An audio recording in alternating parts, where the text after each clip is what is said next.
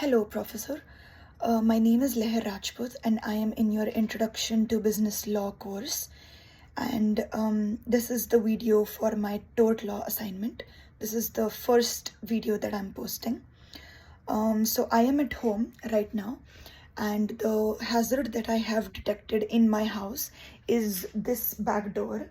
So I am in the kitchen area right now, as you can see, and this is the back door. You can say that this is also known as an emergency door. And as you can see, it is completely blocked.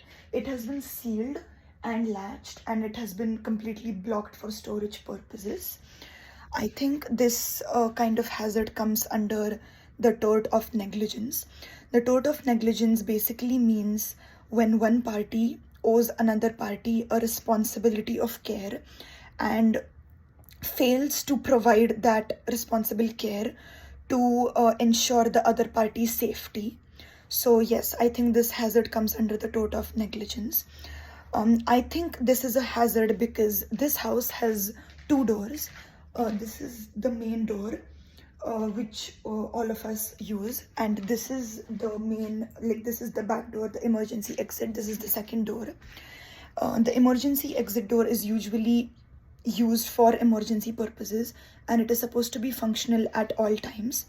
So as this is blocked, in case of any emergency or in case of any unfortunate event, if for any given said reasons the main door cannot be used to exit the house, then the people living in this house will basically get trapped because the emergency exit door or the back door is not functional. It is blocked, so we won't be able to exit the house through this door.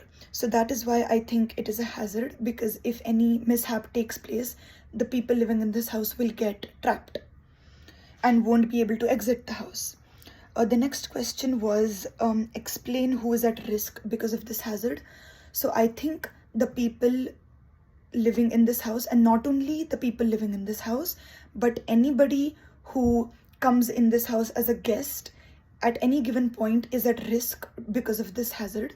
There are 5 tenants living in this house, including me, and all those 5 tenants are at risk at any given point, because this door is always blocked. And even when there is any guest who enters this house and who is in this house for a given said period of time, they are always at risk, because a mishap or an accident can take place anytime, and at that point this door can act as a hazard, a safety hazard, as we won't be able to use it. Who is legally responsible for the hazard? I think the landlord is legally responsible for this hazard. We have signed a due contract with the landlord, and the contract clearly states that the landlord is responsible to ensure the safety of the house, and that he has installed all safety measures to ensure the safety.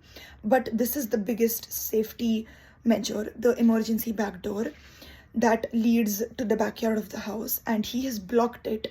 So if in case there is any emergency, the tenants of the house won't be able to use it and we'll get trapped here. So he is responsible in case any such uncertain event takes place. How is that person at fault and what they can do to prevent it? Yes, I think the landlord is at fault. And why? Because the landlord is fully aware that this door is supposed to be functional and it is supposed to be used by the tenants at all times.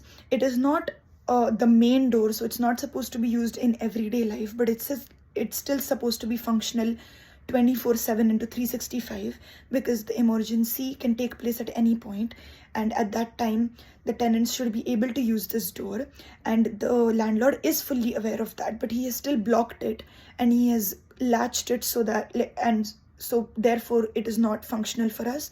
So he knows this and he has still blocked it, so he is the person at fault here. What he can do to prevent is that, because he knows that this is a safety hazard, he should clear up the space as soon as possible, and he should unblock this door.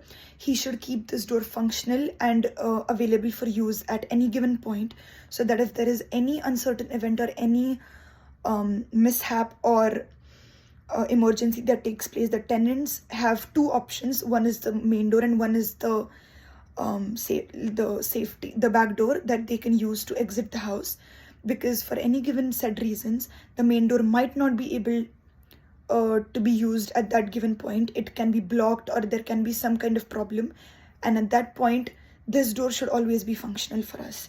So he can prevent this by immediately clearing up the space and unlatching the door. Also, identify and explain one defense available to the at-fault person. So the at-fault person here is the landlord, and one defense available for him is that this is a really safe residential area, but there are still cases of thefts or robberies that take place, and usually these thefts or robberies take place through the back door of the house. The thieves break into the house through the back door.